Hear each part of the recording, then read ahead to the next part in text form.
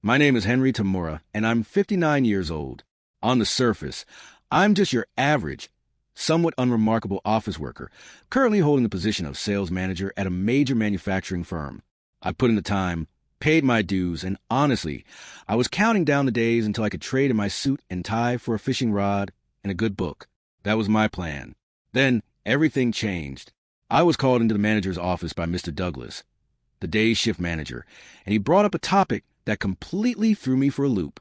"Mr. Tamura," he began, settling back into his chair, "I'm considering you for a promotion to a new, executive-level position." Promotion? Now, with only 1 year left until retirement, this truly felt like a gift from heaven, a final, triumphant hurrah before the golden years. My heart immediately started racing. "Thank you, Mr. Douglas.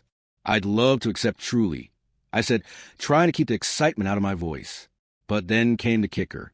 "Excellent, Henry. But there's one condition." Douglas then leaned forward, steepling his fingers. "As you know, the company places a significant emphasis on corporate culture and, frankly, the stability of our senior management.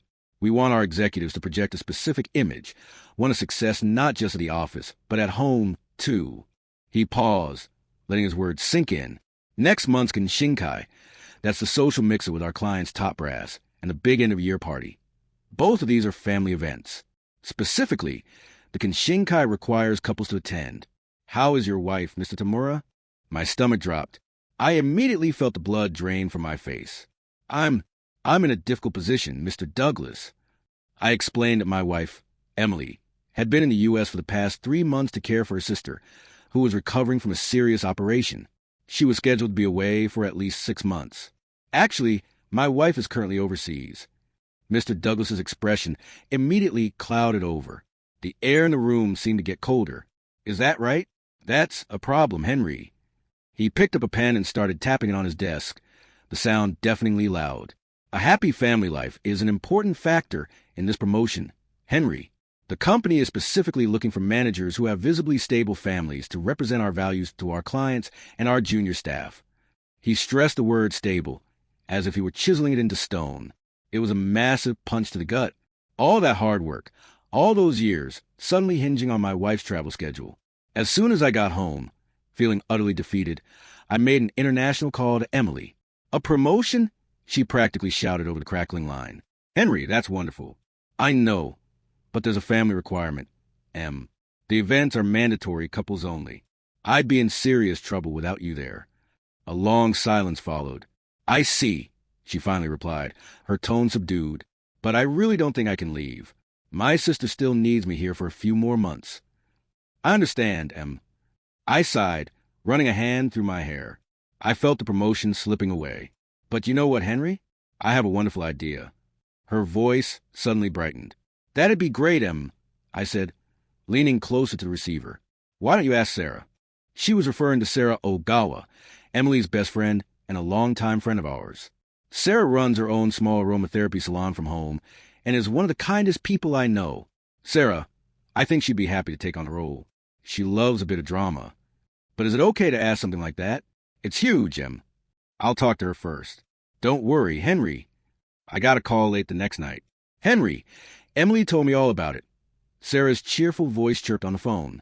"Oh, Sarah, I'm so sorry for asking such a ridiculous thing." No, it sounds fascinating," she interrupted. "This ajisu, this temporary, pretend marriage, it's just a bit of temporary play acting for company, right? I'd actually like to try it.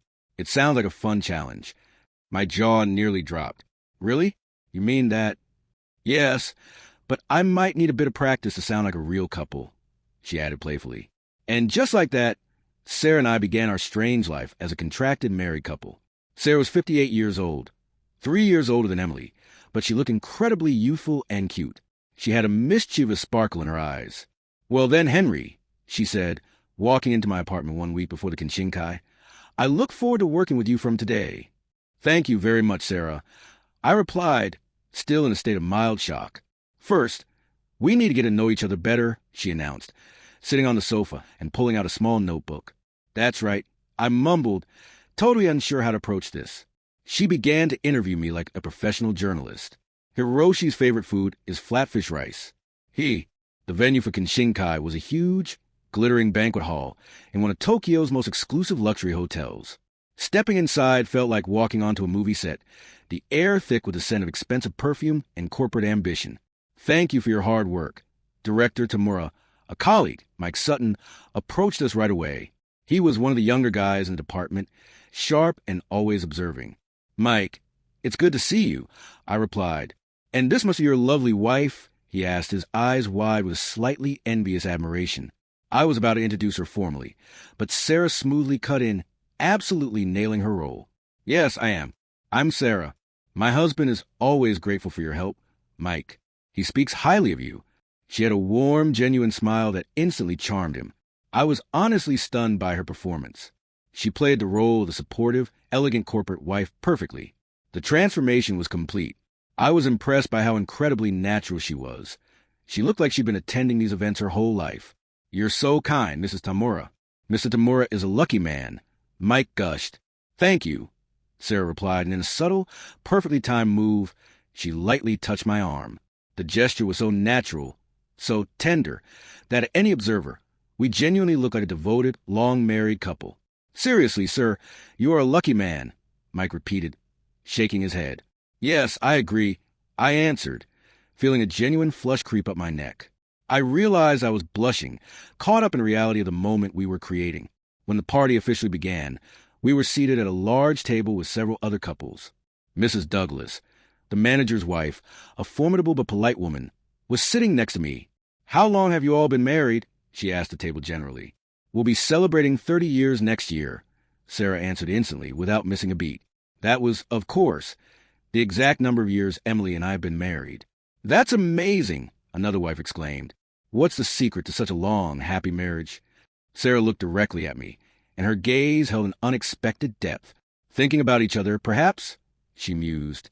Her eyes, those beautiful, mischievous eyes, stirred something deep and unfamiliar in my heart. "Henry is always so considerate of me." "Is that so, Mr. Tamura?" Mrs. Douglas asked, clearly delighted by the romantic narrative. "Yes," Sarah continued before I could even formulate a generic answer. "For example, when I'm tired, he always gives me a wonderful neck and shoulder massage." "Massages?" I thought frantically. I've never done that before. But Sarah said it so naturally, with such conviction, that it sounded like an established, lifelong habit. "I'm jealous." Mrs. Douglas laughed. Sarah then added, looking back at me, her expression softening into something genuinely loving, "I think I cherish Henry, too. He's my rock." As she said the words, her hand found mine under the table, grasping it warmly. Her warmth instantly made my heart race, a sensation completely unrelated to the anxiety of the performance. This was different. This was real connection. Then came the official toast. Mr. Douglas raised his glass in celebration of everyone's continued success. We all stood, glasses held high. Sarah's glass clinked softly against mine. At that moment, our eyes met, not as actor performing a role, but as two people sharing a genuine, intimate moment in a crowded room.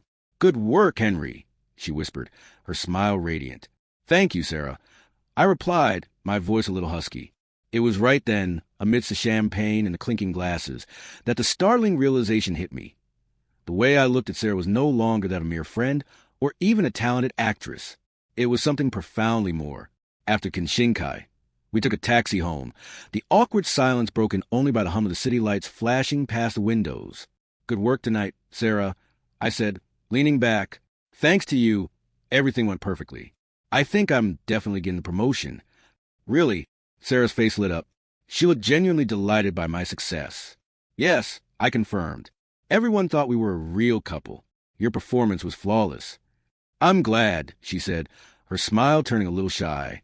"Henry, today was fun." "Me too," I admitted truthfully.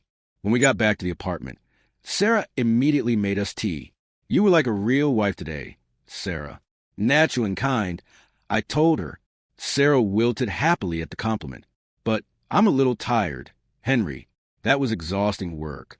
"I understand.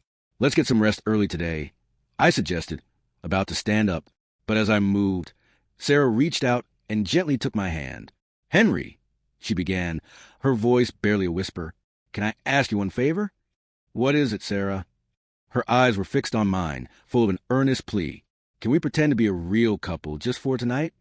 I was utterly confused, my heart pounding against my ribs. Pretending to be a real couple. Just for one day, she clarified, tears pooling in her eyes.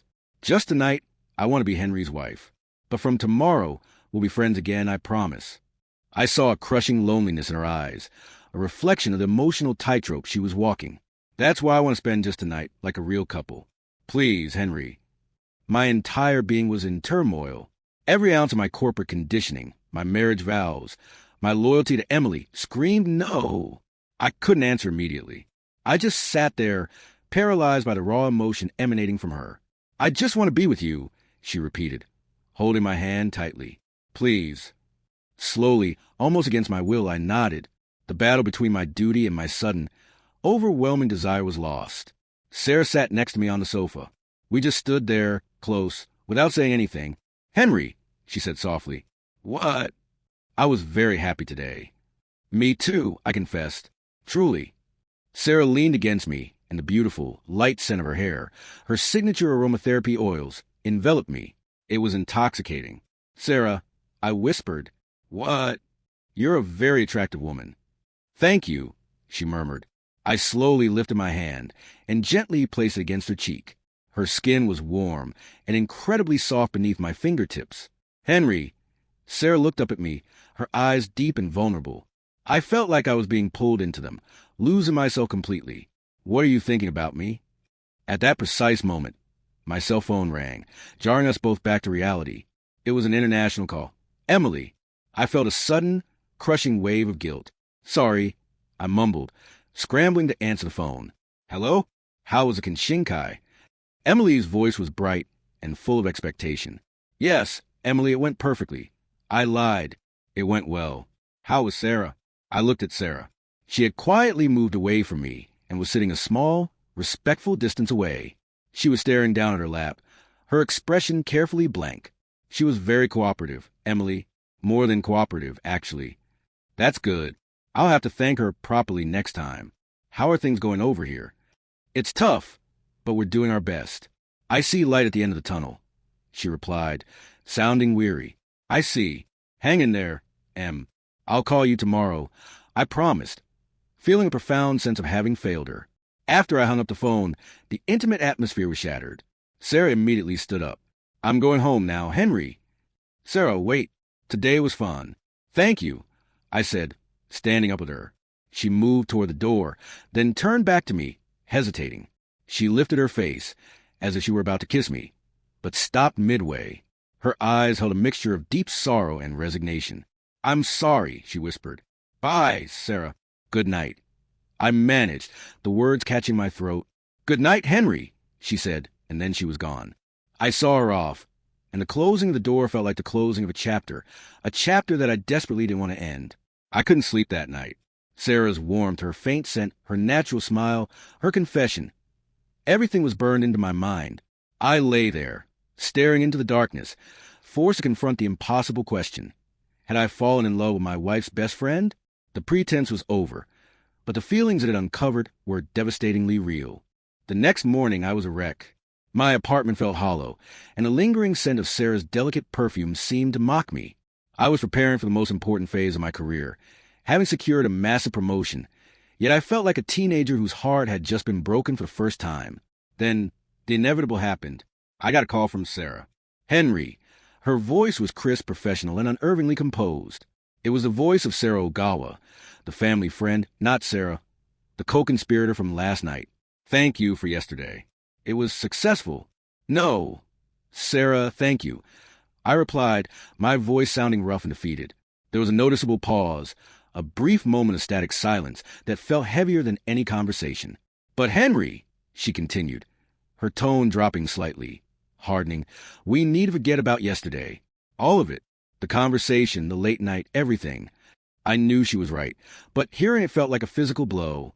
Sarah, we're friends. Nothing more, nothing less. We were just acting out the roles we agreed to play.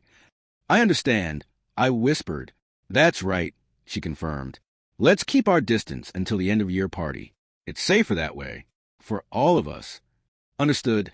I said again, the word tasting like ash. After hanging up the phone, I sighed deeply, rubbing the tension from my temples. But the strange, cruel irony of our situation was this. The more distance I was forced to keep from Sarah, the more my heart screamed for her presence. This wasn't a temporary infatuation. It felt like a crucial piece of my life had been suddenly yanked away. My life became a slow, agonizing slide. At the office, I was Director Henry Tamura, the man who had impressed the clients and management with a stable family life. I shook hands. I smiled. I accepted congratulations for a promotion that now felt utterly meaningless. The irony was a bitter pill. I had won the career battle, but I felt like I was losing myself. I tried to focus on my niche, which, professionally speaking, was long-term sales strategy, meticulous, predictable, and logical. I desperately needed my emotions to be meticulous, predictable, and logical, too. But they weren't. They were chaotic, loud, and constantly centered on a woman who was not my wife. I spent my evenings alone, watching television or reading, trying to occupy the space where Sarah had been. Every time the phone rang, I hoped it was her, even though I knew she wouldn't call. Every single day, my mind would drift back to her hand in mine on the banquet table, the scent of her hair, the look in her eyes when she asked for just one night of pretend. This is the ultimate midlife crisis, isn't it?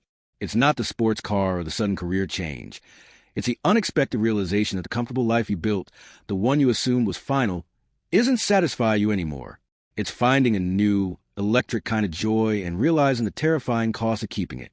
A week passed, a single, drawn-out eternity. I couldn't bear it any longer. The distance hadn't helped me forget. It had only created a crushing, physical yearning. My mind was made up. I had to see her. I didn't care about the consequences anymore. I called her. "Sarah?" "Henry," she answered after a long silence, her voice still cautious. "Why are you calling? Did something happen with the promotion?" "No. I need to talk to you," I said simply. A long, exhausted sigh came over the line. "I understand, but only as a friend. Henry, we're meeting in public." We met at a quiet, nearby cafe the next afternoon. The meeting was tense. The atmosphere felt nothing like the comfortable camaraderie of a week ago. "What did you want to talk about, Henry?" she asked, stirring her coffee but not meeting my eyes. "About us, Sarah." She flinched. "There is no us, Henry. There's you, and there's me, and there's Emily. That's the reality." "No," I insisted, leaning in closer. "The reality is that I can't forget you. I can't stop thinking about you, and this forced silence is killing me." I took a deep breath, knowing this was a point of no return. "Sarah, I've fallen in love with you." The sound of my own confession echoed in the quiet cafe. Sarah's expression utterly shattered. The composure she had carefully worn since the previous night vanished. She looked panicked, heartbroken, and completely vulnerable. "No way, Henry." "Stop it," she whispered fiercely, tears immediately welling up in her eyes. "Why? Why would you say that? You have a wife, a wonderful wife." "I know I do," I confessed, my voice breaking. "But my feelings for you are real. They were born out of a stupid lie, but they are absolutely real." Sarah hung her head, resting her forehead on her intertwined hands on the table. When she finally looked up, her eyes were wet, but her expression was clear. I can't keep this from you either, Henry," she choked out. "When you confess how you felt, my heart, it soared. I never thought I'd feel that way again. I fell in love with you, too. I never stopped loving the man I knew 3 decades ago." That confession was both devastating and exhilarating. It made my heart flutter with a wild, desperate hope, but the weight of our shared secret was monumental. We were bound by a shared, forbidden truth. "If we go any further, Sarah, it means betraying Emily," I stated, stating the obvious truth that hung over us like a guillotine. "I know," she replied, her voice barely audible. I reached across the small cafe table and took her hand, her small, warm hand, the one we had practiced holding only a week ago, but this time the connection felt genuine and necessary. "I understand your feelings, Sarah. I truly do. But at the same time, I cannot stop my own feelings. I'm torn in two." "Me too, Henry. I wake up thinking about you," she admitted, squeezing my hand tightly. "I feel like I'm going insane." I had secured my promotion, but the next mandatory event, the end-of-year party, was approaching rapidly. 2 weeks. It was a deadline that felt less professional and more existential. "I need time, Sarah," I said, looking her straight in the eye. "I need to think this through. I need to find a way to reconcile these 2 lives." I'll think about it after the year-end party. After that last performance, I promise to give you an answer. I can't stop my feelings, Henry, or my heart anymore, she repeated, the resignation back in her tone. I won't stop them, I promised. Just wait for me to make the decision. Sarah nodded slightly, a small, fragile gesture of agreement. With 2 weeks left until the second event, the big corporate Christmas party, our fate, the fate of my marriage, and the potential fate of a new, illicit love might be decided on that very evening. The performance was about to resume, but this time, the acting would be secondary to the sheer, terrifying reality of our hearts. The stage was set, and the cost of failure would be everything. As the day of the year-end party rapidly approached, my heart didn't just waver. It felt like a ship caught in a relentless emotional storm.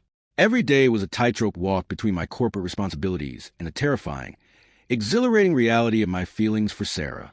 I saw her 3 days before the party. We met briefly, quickly, away from any place either of us frequented. The tension between us was almost visible, a shimmering, brittle thing. "Are you okay, Henry?" Sarah asked, her brow furrowed with genuine concern. She looked tired, her eyes holding the same sleepless exhaustion that mirrored my own. "I'm fine," I lied instantly. She gave me a skeptical look. "You're kidding yourself. It shows on your face, Henry." She was right. It was true. I hadn't been able to sleep soundly for days. My nights were spent in a cycle of reliving our last moments together and agonizing over the choice I faced. I couldn't stop thinking about Sarah. "Me too," Sarah answered honestly, confirming our shared misery. "But once the year-end party is over, it will all be over.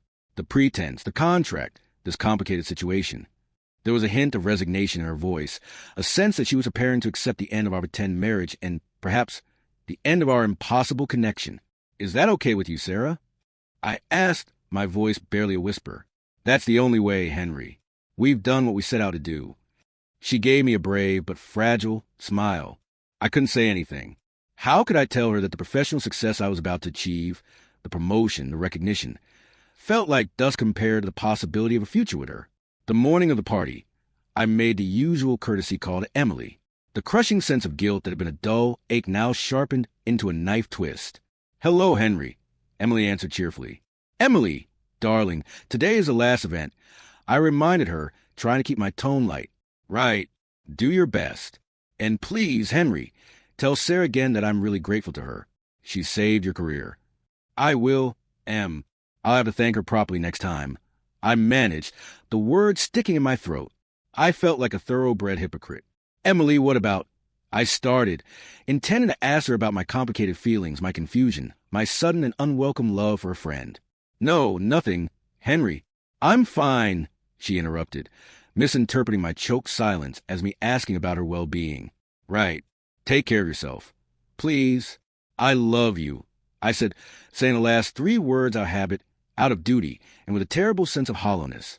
After hanging up the phone, I tried, once more, to sort out my feelings. I needed to be clear. I needed to decide. Which should I choose? My commitment to my wife and my stable, established life, or my new, electric love for Sarah? But I couldn't. My thoughts spun in endless, agonizing circles.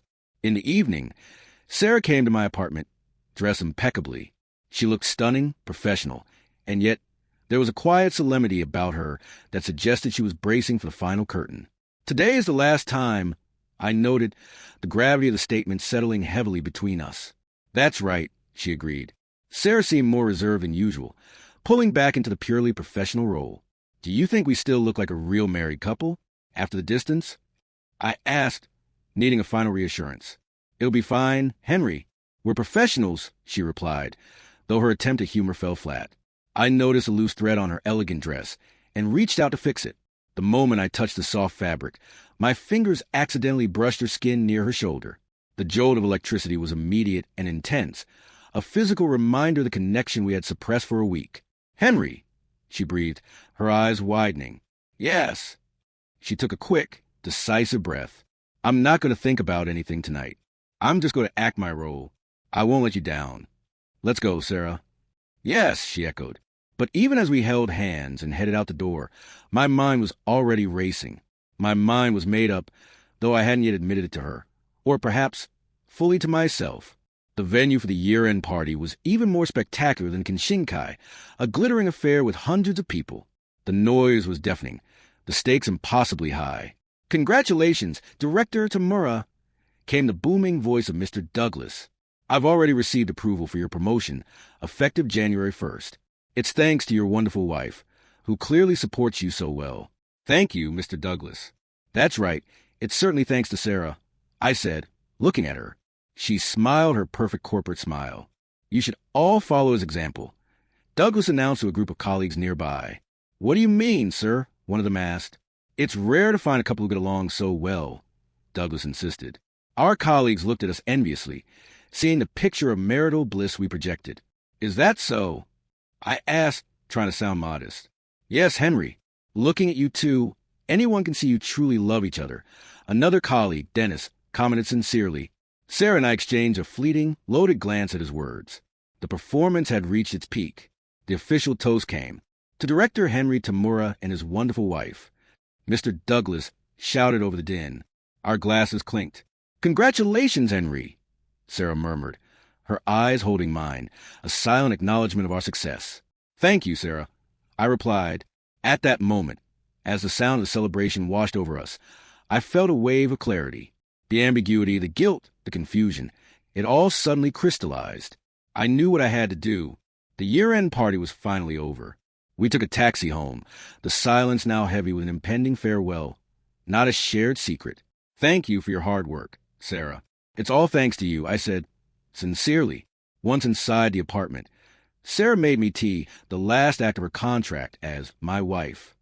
"This is really the end, isn't it?" she asked, her voice quiet. "I suppose so," I replied. We sipped our tea in silence for what felt like an eternity.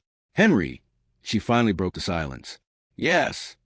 Do you have one last wish for tonight?" The question hung in the air, a final, desperate plea for connection. "What is it, Sarah?" She set her cup down. "Just once, Henry. Just once. We can be a real couple. We did it tonight, perfectly in front of everyone. Can we make it real for ourselves, just for one final time?" My heart pounded. But this time, the internal conflict was different. It wasn't confusion. It was a desperate longing, fueled by the realization I'd had at the party. "No, Sarah," I whispered, not as a refusal, but as a correction. I set my own cup down, reached across the table, and took her trembling hand. I was thinking the same thing. I don't want this to be the end. Really, the hope in her eyes was almost unbearable to witness. "Yes," I confirmed. I stood up, pulled Sarah gently toward me, and held her close. Her body was trembling against mine. "I'm scared, Henry," she confessed, leaning her head against my chest. "I'm a little scared, too," I admitted, but the fear was overwhelmed by the undeniable pull between us. I looked down at her and gently kissed her on the lips. Her mouth was soft, warm, and tasting faintly of the champagne we'd shared. "Henry, Sarah," we headed to the bedroom, the unspoken realization of what this meant.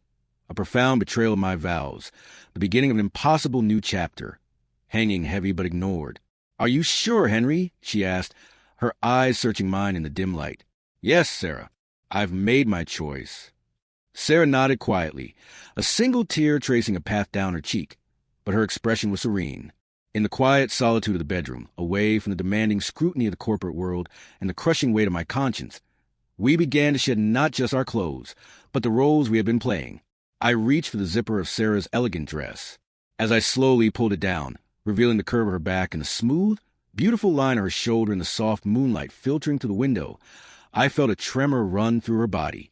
"Beautiful, Sarah," I murmured, the word escaping me before I could stop it. It was the truth. Her skin, pale and luminous in the darkness, was breathtaking. "Thank you, Henry," she whispered, her voice husky. Then, with surprising confidence, Sarah reached up and began to unbutton my shirt. Her fingertips grazed my chest, sending a jolt of pure sensation through me. "Henry," she breathed, looking up at me, her eyes filled with a mixture of desire and fear. We moved to the bed, the final, unspoken barrier dropping between us. "Be gentle, Henry," she requested, her voice small. "Of course," I promised. I gently caressed Sarah's body, moving slowly, deliberately, savoring the intimacy that had been brewing under the surface of our friendship for weeks.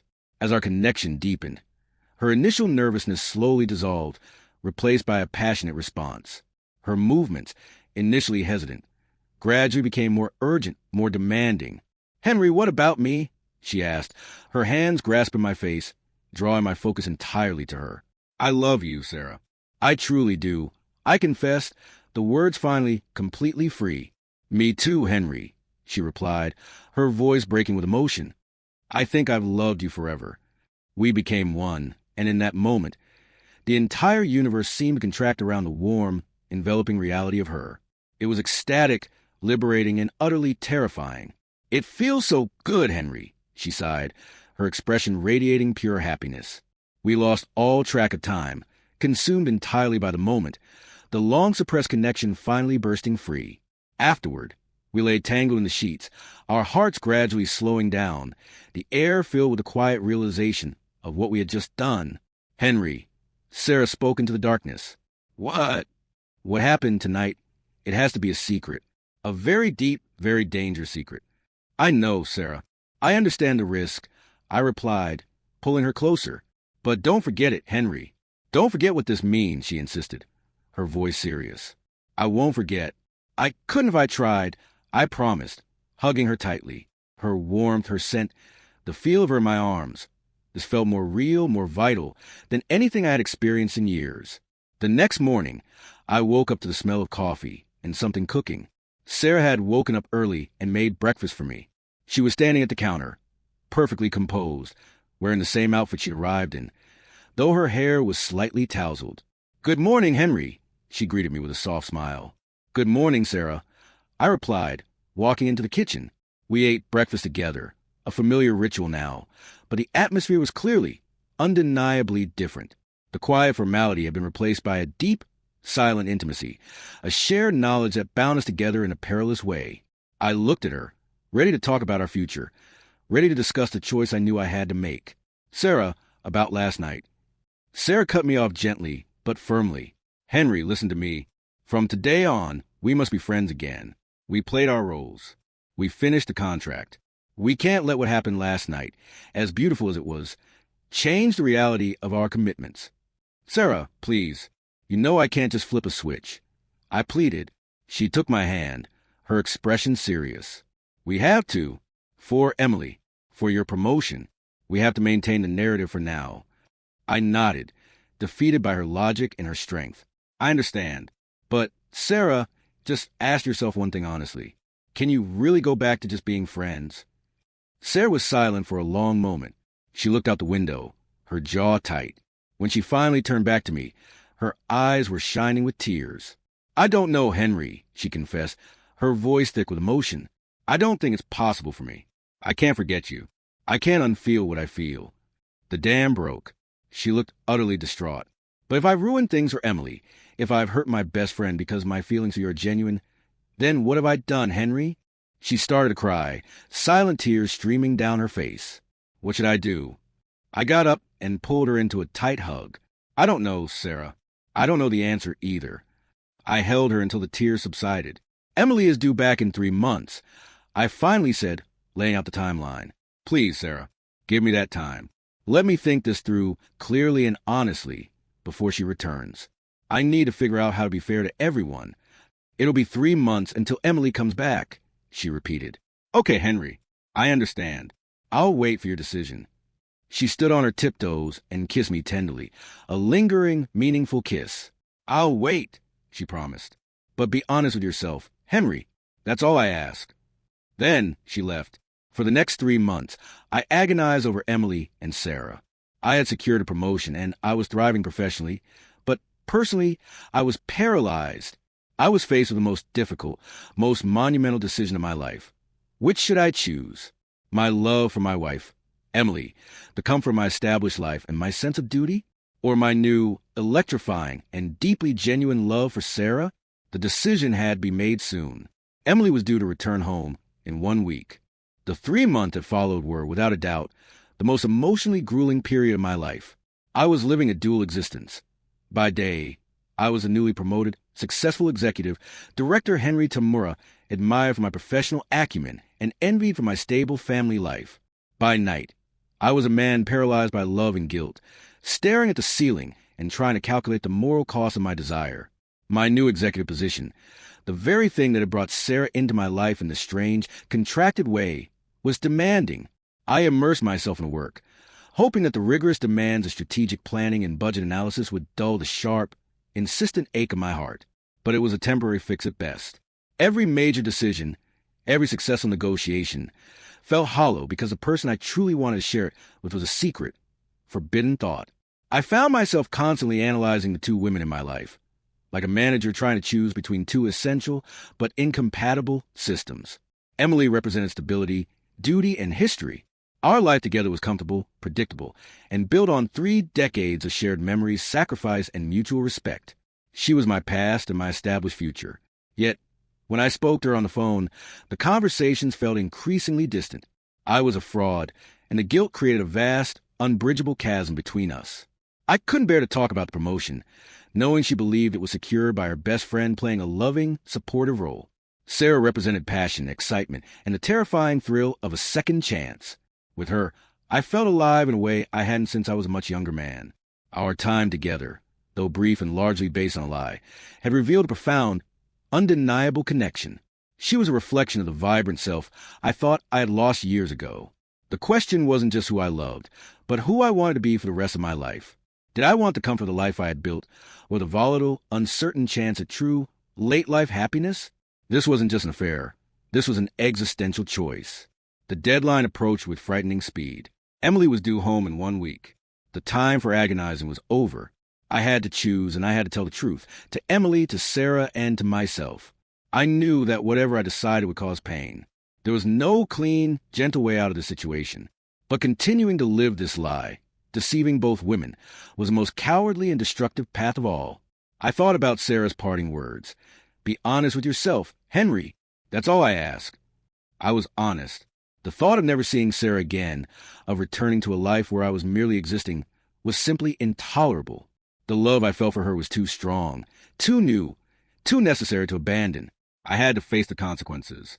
I picked up the phone, my hand trembling so badly I almost dropped the receiver. I didn't call Emily. I called Sarah. I needed to tell her the decision first, before it became real for anyone else. The phone rang for a long time before she answered. Henry. Her voice was hesitant, almost a whisper. Sarah, can we meet? I asked, my voice surprisingly steady. What's wrong? She asked, immediately sensing the gravity. Nothing is wrong, Sarah. I've decided. I need to tell you. There was a catch of breath on the other end. What is it, Henry? I closed my eyes, took a deep breath, and let the truth tumble out. I'll choose you, Sarah. I'm going to tell Emily everything. I want to be with you. I heard her gasp on the other end of the line, a sharp, disbelieving intake of air. Really, Henry? Are you sure? You've thought this through? She asked, her voice thick with emotion. Yes, I know what this means. I know it won't be easy. There will be consequences I can't even imagine yet. But I can't go back to the way things were. I want to be with you, honestly and completely. A long, heart-wrenching silence followed. I waited, holding my breath, unsure if she would even accept this terrible choice. Henry, she finally replied, her voice shaky but firm. I want to be with you too. I want that more than anything. Thank you. Thank you for being honest.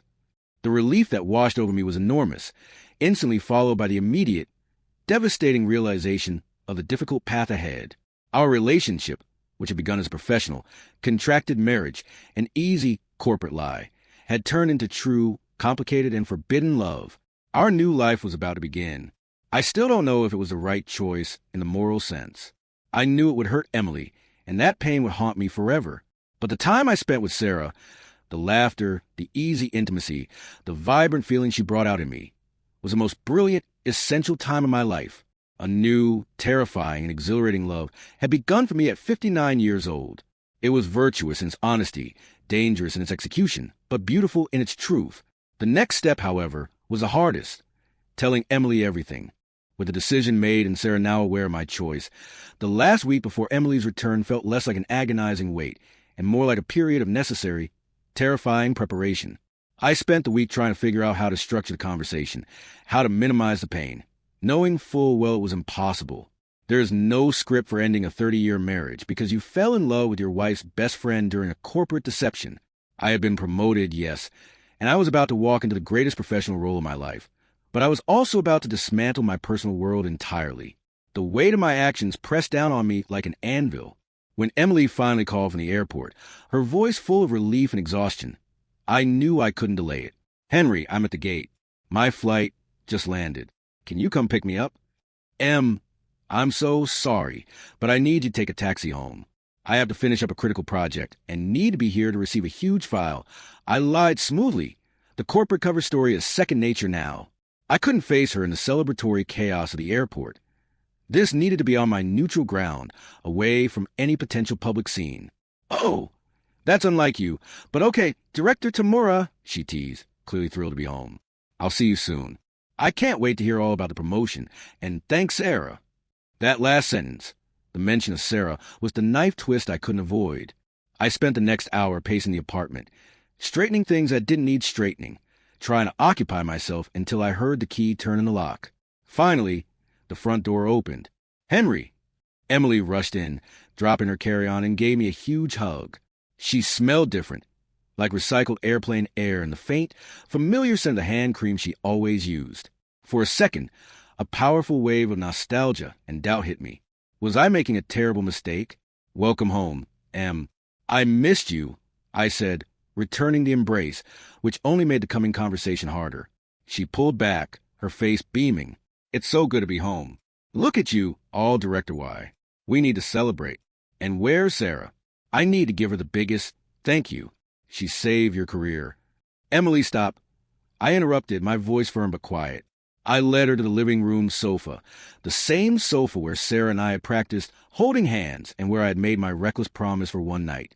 "What is it, Henry? You look like you've seen a ghost. Did something go wrong with the job?" I took a deep breath. "The promotion is fine, Emily. It's secured. That part worked." I paused, trying to find the words that wouldn't sound utterly cruel. "The problem is everything else." I looked at her, into the eyes of the woman who had been my anchor for 3 decades. "Emily, I need to be completely honest with you. It's the hardest thing I've ever had to say." I told her everything. I started with the Kenshinkai and the requirement for a visible, stable marriage. I explained how Sarah stepped in and how, in the intense pressure of those events, the lines between acting and reality blurred. I detailed the closeness, the fake intimacy that turned real, and finally, I confessed the intimate night after the year-end party. I was meticulous, painfully honest, leaving out no detail of the emotional entanglement, even before reaching the physical conclusion. When I finally said the words, "I've fallen in love with Sarah, Emily, and she loves me too. I can't live the rest of my life as a lie. I decided to leave." The apartment fell into a chilling silence. Emily didn't scream or cry right away. She just stared at me, her expression slowly shifting from confusion to shock, then to a devastating cold clarity. "You're telling me," she said, her voice dangerously low and steady, "that while I was in America taking care of my dying sister, you replaced me with my best friend as part of a business contract? And you're leaving me now, the week I get home, because you're in love with the woman who saved your job?" I know how this sounds. I know the timing is terrible. I tried to interject. "Terrible? Henry, this isn't terrible. This is an act of pure, selfish betrayal." Her voice finally broke, rising in a sharp, painful wail. "Sarah? My Sarah? The person I trusted most in the world? The person I begged to help you?" She stood up, her body shaking, and pointed a trembling finger at the door. "I don't care about your promotion, Henry. I don't care about the corporate world. I care that you murdered 30 years of my life for a thrill with my friend." The words were like daggers, and I deserved every single one. I had never seen her this angry, this hurt. The sight of her raw, open pain was worse than any professional failure I had ever faced. "I understand, Em. I know I've hurt you beyond words," I said, my own voice tight with the urge to cry. "I will take full responsibility for this. I won't contest anything. I'll move out immediately." "Get out, Henry," she hissed, turning her back to me, gripping the back of the sofa so hard her knuckles were white. "Go to your new life. Go be happy with Sarah. Just get out of this house now. I can't look at you." There was nothing left to say. My life in that apartment, the life I had built, was over. I grabbed a small suitcase and packed a few essentials, the sound of the zipper echoing in the silence. As I walked out the door, I didn't look back. The image of Emily's rigid back and the devastation in her voice was enough to burn into my memory forever. I was 59 years old, an executive, newly promoted, and completely homeless. The journey ahead was filled with uncertainty, but the choice, however painful, was now final. I was free of the lie, but now I had to face the reality of the emotional carnage I had caused and the complex, beautiful, and dangerous new life with Sarah. Stepping out of the apartment building felt surreal. I was carrying a small suitcase, the meager physical representation of 30 years, and leaving behind my entire established life. The evening air was cold, but the chill felt psychological, the shock of the confrontation with Emily still vibrating through me. I didn't have a plan, only a destination, a business hotel near my office, a generic, impersonal place where I could process the emotional fallout. As the taxi pulled away, I finally allowed myself to lean back and breathe, realizing that the agonizing decision was now irreversible. I had chosen Sarah, and the price for that honesty was immense, immediate, and shattering. When I reached the hotel, the routine of checking in, the impersonal key card, the bland hallway, provided a brief, much-needed distraction. Once the door to my small, temporary room clicked shut, I sank onto the bed, the guilt and exhaustion hitting me like a physical wave. Emily's devastated expression, her quiet, controlled fury, played on a loop in my mind. The pain I had caused was agonizing. I had to call Sarah. She needed to know that the moment had arrived, that the old life was officially over. I checked my watch. It was late, but I knew she would be waiting for my call, just as I had waited for hers so many times. I called her cell phone. "Sarah? Henry!" Her voice was immediately sharp with anxiety. Did you tell her? Is Emily back?" "She's home," I confirmed quietly. "And yes, I told her everything. About the pretense, about the night of the year-end party, and about my feelings for you." There was a silence on her end, a deep, trembling intake of breath that was louder than any word. "Oh, Henry, how did she take it?" "About as well as you'd expect, Sarah. She's devastated. She's furious. She threw me out. I'm at a hotel near the office right now." "Threw you out?" she repeated, the reality of the situation dawning on her. The joy of being chosen was instantly eclipsed by the gravity of the breakup. I feel terrible, Henry. Truly terrible. She's my best friend. The thought of the pain we've caused her." Her voice broke, and I heard the sound of her crying softly. "I know, Sarah. I'm carrying that guilt too. It's unavoidable," I reassured her, though my own words felt inadequate. But I had to be honest. I couldn't live that lie anymore. I made my choice. I chose you. After a moment, she regained her composure, her voice regaining its strength, laced now with a fierce protectiveness. "Okay, Henry, I understand, but you can't stay in a hotel. That's ridiculous. Where are your things?" "Just a suitcase. The rest is still there." "Listen to me," she said, her tone taking on the decisive quality of a true partner. "You are not sleeping in a hotel room tonight. It's too cold and too impersonal. You need support. You're coming to my place." "Sarah, are you sure?" I asked, immediately hesitant. Moving in with her right now, while Emily was still reeling, felt hasty, almost like rubbing salt in the wound. "It's too soon. What will people think?" "What does it matter what people think, Henry?" she countered firmly. "We are past that stage. You just blew up your life for me. I'm not going to abandon you to a corporate hotel room. We're partners in this now, in the consequences as well as the feelings. We need to face this together." Her declaration filled me with a powerful, strange mix of gratitude and fear. This was it, the official beginning of our life together, messy and fraught with complications. "Okay, Sarah," I agreed. "I'll take a taxi now." "Thank you." When I arrived at her cozy, aromatherapy-scented apartment, Sarah was waiting at the door. Her eyes were red from crying, but her embrace was solid, grounding and full of the promise of a future. "Welcome home, Henry," she whispered, the familiar greeting taking on a massive new meaning. "I don't know what happens next, Sarah, I confess," holding her tightly. "We figure it out," she replied, pulling back to look me in the eye. "We start tomorrow. For tonight, you just need to rest. You've had the most difficult conversation of your life. That's enough for one day." She was right. The immediate pressure was off, replaced by a quiet, shared understanding. We didn't talk about Emily or the divorce papers or the office politics. We simply existed, together, in the silence. It was a terrifying, beautiful moment of irreversible commitment. We were two 50-something-year-olds starting over, standing at the precipice of a new, highly complex existence, with no rulebook to guide us. The consequences were real, the guilt was heavy, but the love that had emerged from the Ajisu was undeniable. The days immediately following my move into Sarah's apartment were a blur of intense emotion and domestic reality. We had stepped out of the high-stakes drama of the Ajisu and into the messy, complicated world of living together. It was a bizarre juxtaposition. The quiet intimacy of making breakfast together versus the constant, low-level anxiety of the looming professional and personal fallout.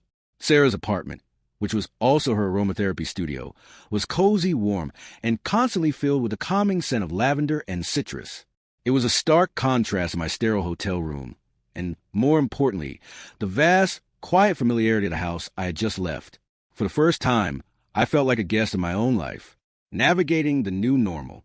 Our relationship dynamic shifted immediately. We were no longer simply friends or co-conspirators. We were two adults navigating a highly sensitive, nascent partnership. Sarah was incredibly supportive, practical, and grounded.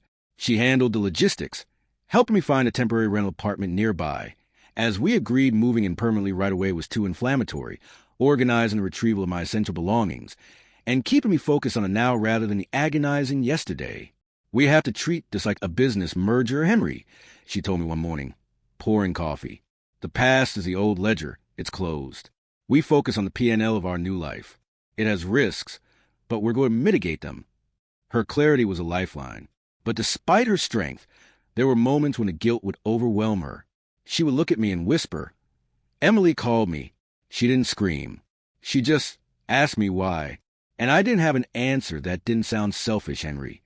The reality of the pain we had inflicted on her best friend was a permanent shadow over our newfound happiness. The professional ripple effect, the news of my separation, even before the divorce filings, hit the office like a small earthquake. The irony was devastating. I had been promoted for projecting an image of stability and family values, and within weeks of accepting the role, my personal life imploded. I made the tough decision to be preemptively honest with Mr. Douglas. I called him into my new office, the one I had risked my marriage for, and told him I was separating from Emily. I omitted the details about Sarah first, framing it as an inevitable, long-delayed end to a difficult marriage. Douglas, surprisingly, was pragmatic. "Henry, this is messy. It's not ideal. The optics are terrible, frankly, so soon after promotion, but your performance has been exemplary, and the promotion is locked in. Just keep the divorce quiet, swift, and professional. The company cannot afford a public scandal, especially if our new director's personal life becomes tabloid fodder." He stressed the optics over the morality, which was, in its own way, a relief. However, I knew the second the full story leaked, that I was now living with Sarah, my wife's best friend and my former contract wife. The situation would become volatile. The word niche suddenly applied not just to my market focus, but to my precarious professional standing. I was in a unique, exposed position, defining our new partnership. We spent hours talking, sketching out the framework for our future. It was vital that our bond was built on more than just the intoxicating relief of physical and emotional connection. Honesty. We agreed to absolute, total honesty with each other always, as a counterbalance to the lies that created our relationship. Space. We recognized that our proximity was immediate due to necessity, but we needed to establish our own lives again. I focused on securing my temporary apartment to give both of us a necessary sense of independence and separation from the initial intensity. The future. We knew reconciliation with Emily was unlikely, and that our relationship would likely be permanent. This shifted our mindset from a fleeting passion to a long-term commitment. "We're not teenagers, Henry," Sarah said one night, nestled in my arms. "We're nearly 60. If we're going to put our lives and Emily's through this upheaval, it has to be for something real and lasting. Something we can look back on and say, that choice, however painful, was the right one for us." I looked at her, truly seeing the woman who had transformed my twilight years. She wasn't just my escape. She was my future. The guilt remained a heavy passenger, but for the first time since this whole strange journey began, I felt a solid sense of purpose. We were in this together, and we were determined to build something beautiful out of wreckage. With the dust beginning to settle from the initial explosion of my confession to Emily, the focus shifted from crisis management to constructing a sustainable new reality. I had secured a modest, temporary apartment, which served as a necessary physical boundary between my old life and a new one with Sarah. This move allowed us to see each other not out of necessity, but by choice, a distinction crucial for building a healthy foundation. The cost of honesty. The professional consequences, while contained by Mr. Douglas's pragmatism, were inescapable on a social level. Whispers followed me through the corridors. Colleagues, who had once admired the stable Director Tamura and a supportive wife, now viewed me with a mixture of morbid curiosity and silent judgment. The niche I had carved out was now defined by scandal as much as by sales strategy. I countered this by burying myself in work, delivering flawless results, and maintaining an outward composure that masked the turbulent emotional core of my life. The hardest blow came from the circle of friends Emily and I shared. Most chose Emily. They saw a man who abandoned his wife of 30 years for her best friend, a narrative that was simple, brutal, and damning, regardless of the emotional complexity.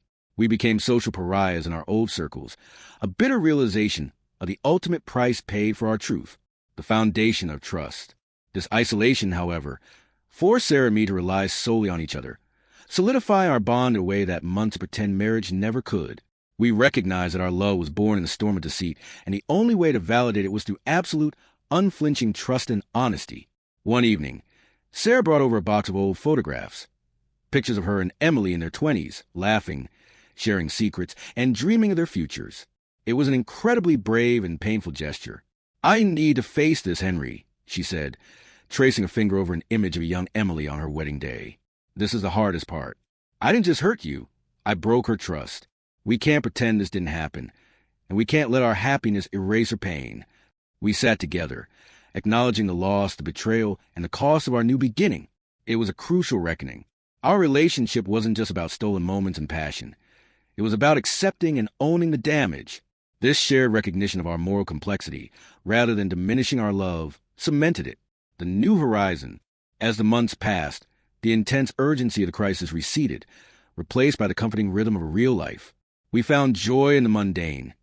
Cooking dinner together, visiting new, quiet cafes where no one knew our story, and simply talking about our day. For the first time, my life at 59 felt full of possibility, not just scheduled appointments. I formally filed for divorce. It was conducted with the quiet, respectful distance Emily demanded, involving lawyers and documents instead of heated arguments. I gave her everything she asked for, the house, the lion's share of the assets, as a final, necessary compensation for the devastation I had wrought. The promotion was a catalyst, Henry. I mused to Sarah one weekend. It forced me to choose between the life I was supposed to have and the life I desperately wanted. It made me realize that even at 59, you can't live a lie just to maintain stability. "And you chose me," Sarah finished, a soft certainty in her eyes. "That's what matters." We both chose honesty. Our relationship, which began as a bizarre corporate contract, the Ajisu, had led me to the most profound truth of my life, that love can arrive at any age, in the most unlikely circumstances, and demanding the highest price. It was a love I never expected, born of deception but sustained by truth. We made a promise to each other, to never take the chance we were given for granted, to live fully, honestly, and without the fear of judgment that had crippled my life for so long. We were two 50-something-year-olds, starting a challenging but deeply satisfying new chapter. My name is Henry Tamura. I'm 60 years old. I'm a director at a major firm, and I'm deeply in love with Sarah, my former contract wife, and the woman who taught me that the best promotions life offers are always personal, never professional.